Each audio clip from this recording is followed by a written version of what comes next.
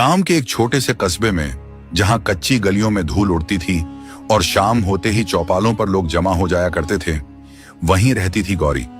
उम्र लगभग 22 साल। देखने में तो गौरी बेहद खूबसूरत थी।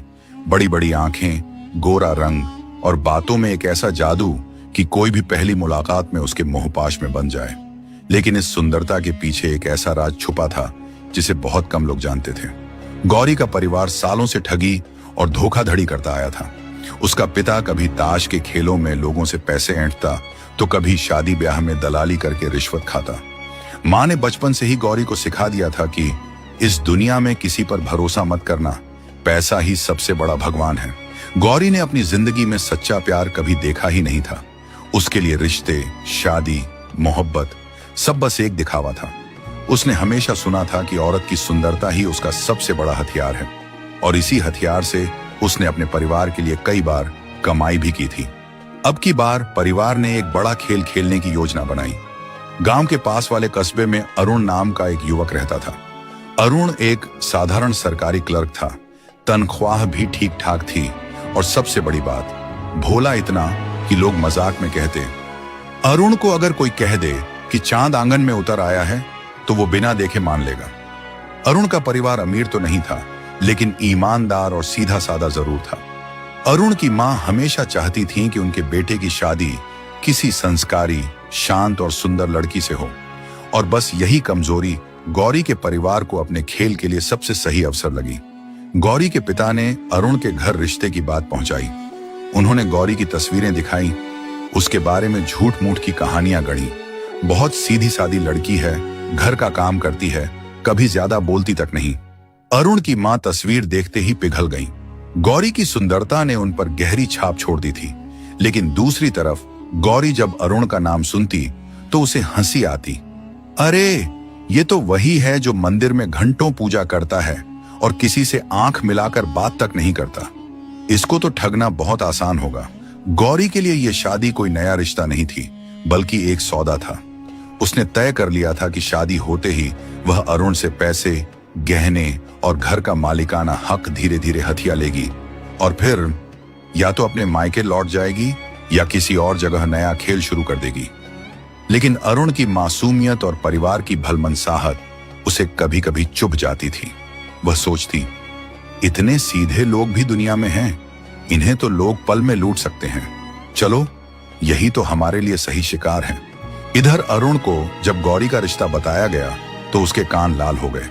उसने कभी सपने में भी नहीं सोचा था कि इतनी सुंदर लड़की उससे शादी करेगी। उसे तो लगता था कि उसकी जिंदगी किसी छोटी सी साधारण लड़की के साथ ही कटेगी। लेकिन गौरी की तस्वीर देखते ही उसके मन में हलचल मच गई। उसने मां से धीरे से पूछा, मां, ये सच में मुझसे शादी करना चाहती है? मां ने हंसते हुए कहा, हाँ बेटा, तेरी किस्मत खुल गई है। अरुण रात भर सो नहीं पाया। उसने अपने मन में गौरी के साथ हजारों सपने बुन लिए। मंदिर की सीढ़ियों पर गौरी संग बैठे हुए, छत पर तारों के नीचे बातें करते हुए, और शायद भविष्य में बच्चों के साथ हंसते खेलते हुए। उधर गौरी दर्पण के सामने बैठी अपने होंठों पर लाल लिपस्टिक लगाते हुए सोच रही थी, बस अब एक बार ये शादी हो जाए, फिर मैं दिखाऊंगी इस परिवार को कि असली खिलाड़ी कौन है। अरुण के घर में उस दिन चहल पहल अलग ही थी।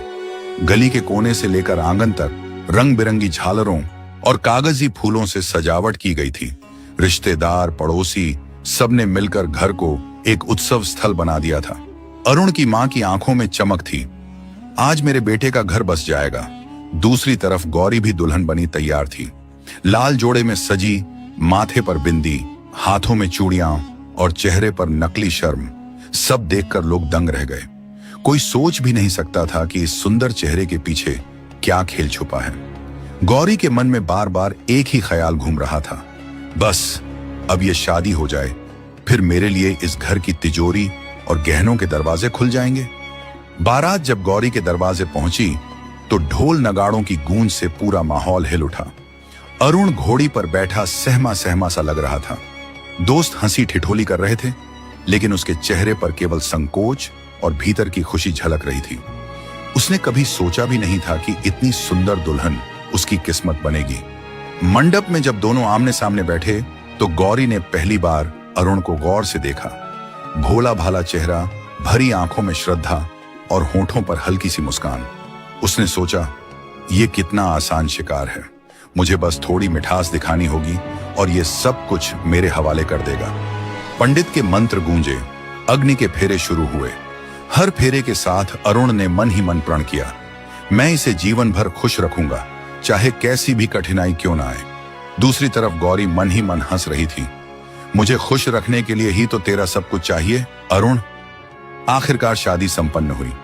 वरमाला पड़ी, सिंदूर लगा, मंगलसूत्र बंधा और सबने तालियां बजाईं।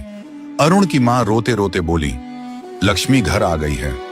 गौरी ने सिर झुकाकर नम्रता का अभिनय किया, मगर भीतर ही भीतर उसकी आंखों में एक चमक थी, लालच और चालाकी की चमक। शादी की रस्मों के बाद जब गौरी पहली बार अरुण के घर पहुंची तो पूरा मोहल्ला उसे देखने उमड़ पड़ा। हर कोई कह रहा था, क्या किस्मत पाई है अरुण ने, इतनी सुंदर और संस्कारी बहू।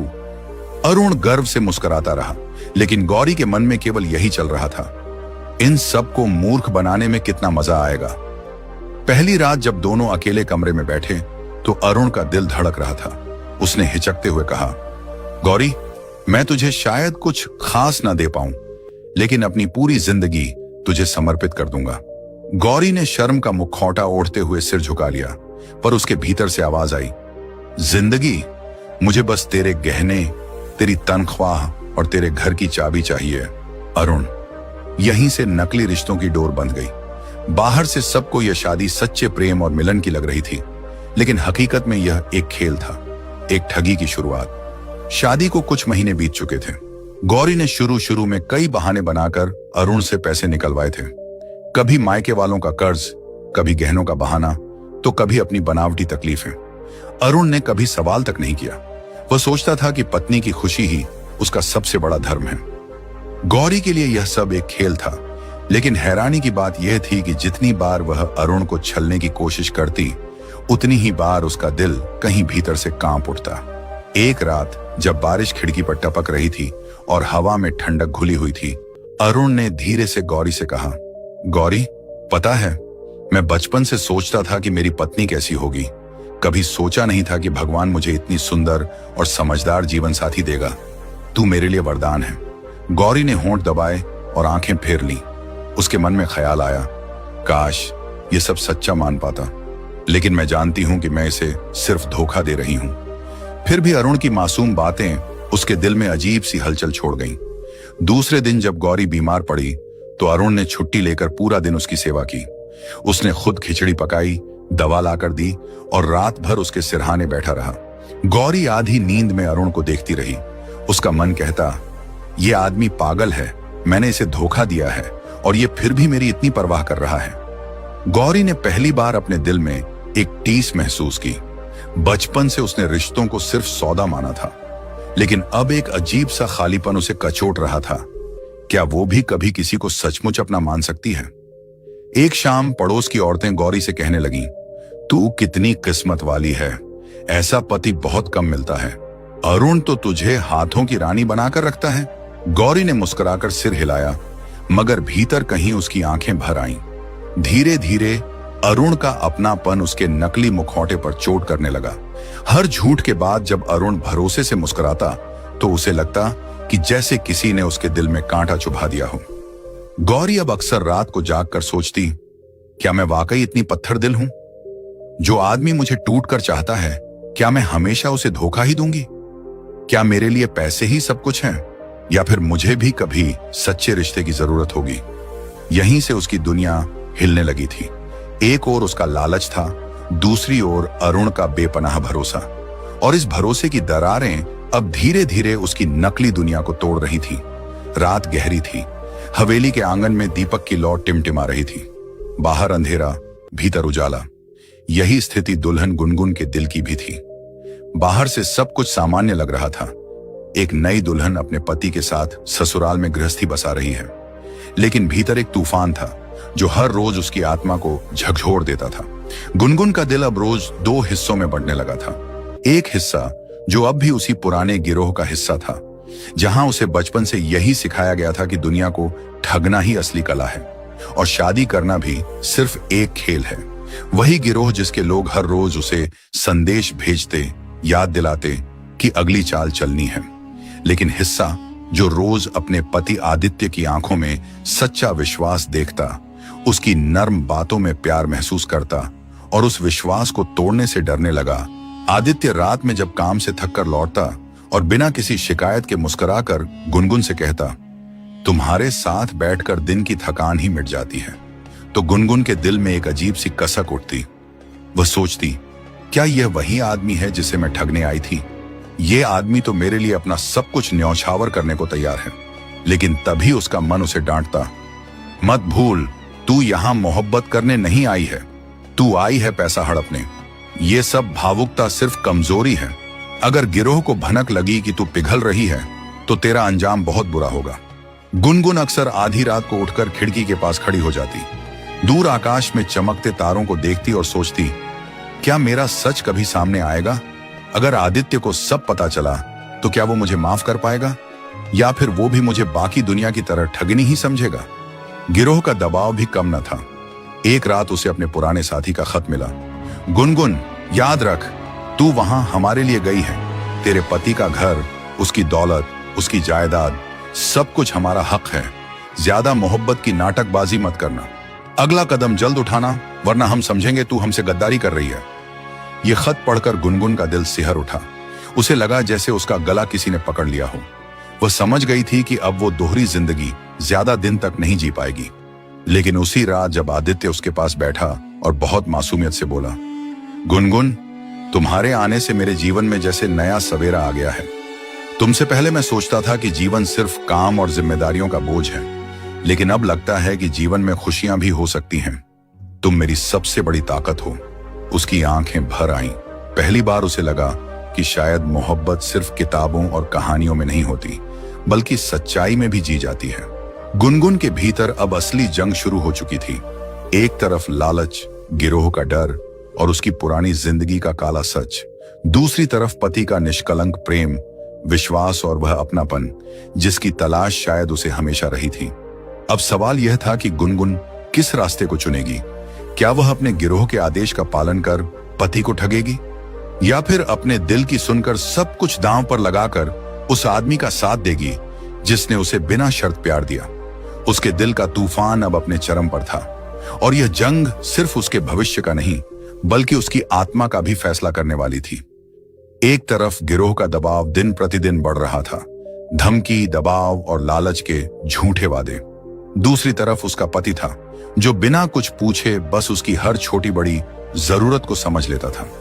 उसने सोचा था कि शादी उसके लिए एक खेल होगा, मगर अब यह खेल उसके दिल में गहरी चोट करने लगा था। रात को जब वह अपने पति को शांतिपूर्वक सोते हुए देखती तो उसके भीतर अपराध बोध का बोझ और भी भारी हो जाता। आखिर वह क्यों उस इंसान को धोखा दे रही है जो उसके लिए अपनी खुशियां भी कुर्बान करने को तैयार है। लेकिन गिरोह का जाल बहुत मजबूत था। एक रात उसके पुराने साथी ने उसे चिट्ठी भिजवाई, अगर काम पूरा नहीं किया तो तुम्हारा अतीत सबके सामने ला देंगे। उसके हाथ कांप गए। यही वह पल था जब उसने तय कर लिया कि अब सच्चाई छुपाना नामुमकिन है। सुबह होते ही उसने हिम्मत जुटाई और पति के सामने बैठकर कहा, मुझे तुमसे कुछ कबूल करना है, वो भी ऐसा राज जो शायद हमारे रिश्ते को तोड़ सकता है। पति ने हैरान होकर उसकी ओर देखा, लेकिन उसकी आंखों में कोई शक नहीं, सिर्फ धैर्य और अपनापन था। वह बोली, मैं यह शादी तुम्हें धोखा देने के लिए लेकर आई थी। मैं एक गिरोह का हिस्सा थी और मुझे तुम्हें ठगने के लिए भेजा गया था, लेकिन तुम्हारा सच्चा प्यार मुझे तोड़ गया। अब मैं तुम्हें और छल नहीं सकती। कमरे में गहरी खामोशी छा गई। दुल्हन ने सोचा था कि शायद पति गुस्से में उसे छोड़ देगा या फिर सब कुछ खत्म कर देगा, लेकिन उसके पति ने सिर्फ इतना कहा, सच कहने की हिम्मत ही सबसे बड़ी जीत है। अब फैसला हम मिलकर करेंगे। मैं तुझे माफ करता हूं। ये चार शब्द किसी जादू की तरह थे, जैसे किसी सूखी धरती पर पहली बारिश की बूंदें गिरी हों। पत्नी का पूरा शरीर कांप उठा। वह दौड़कर पैरों से लिपट गई।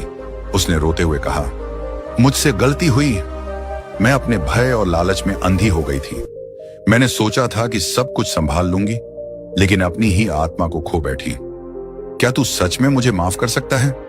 पति ने उसके सिर पर हाथ फेरते हुए कहा, प्यार का मतलब सिर्फ खुशियों को बांटना नहीं है, बल्कि घावों को भी मिलकर सहना है। तू मेरी पत्नी है और तेरी हर कमजोरी भी मेरी है। हम साथ हैं तो किसी पाप, किसी गिरोह, किसी समाज की ताकत हमें तोड़ नहीं सकती। उसके शब्द पत्नी के दिल की गहराइयों में उतर गए।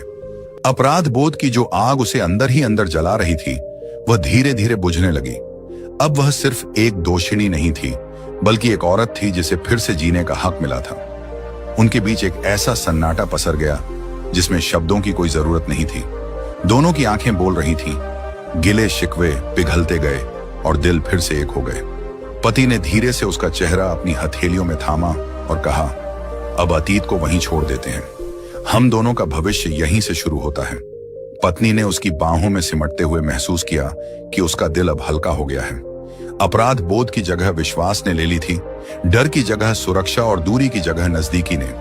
यह सिर्फ शारीरिक नहीं, बल्कि आत्मिक मेल मिलाप था, जैसे दो आत्माएं फिर से एक होकर पुनर्जन्म ले रही हों। उस रात उनके बीच सिर्फ क्षमा और अपनापन ही नहीं, बल्कि प्रेम की मादकता भी जाग उठी। सालों से जो दीवारें खड़ी थीं, वे ढह गईं। चांदनी उनकी खिड़की से भीतर आ रही थी और उसके नीचे उन्होंने एक दूसरे में खो जाने का सुख पाया। पत्नी ने पहली बार बिना किसी डर या झिझक के अपने पति की ओर देखा। वह उसके आलिंगन में समा गई, जहां उसे लगा कि अब उसका जीवन अधूरा नहीं रहा। पति ने भी अपनी पत्नी को उसी चाहत और दीवानगी से अपनाया जैसे पहली बार। उनकी रातें अब बोझिल सन्नाटे की नहीं रहीं। उनमें हंसी, चुहल, मीठी छेड़खानियां और मोहब्बत की गर्माहट भर गई। उनके बीच की दूरियां पिघल गईं और रिश्ता सिर्फ नाम का नहीं, बल्कि आत्मा का हो गया। लेकिन यह कहानी सिर्फ उनका व्यक्तिगत मेल मिलाप नहीं थी। बाहर समाज अब भी उन्हें अपराधिनी और धोखेबाज की नजर से देख रहा था। गिरोह अब भी अपनी पकड़ ढीली करने को तैयार नहीं था। पति ने ठान लिया कि अब डरकर जीना नहीं है।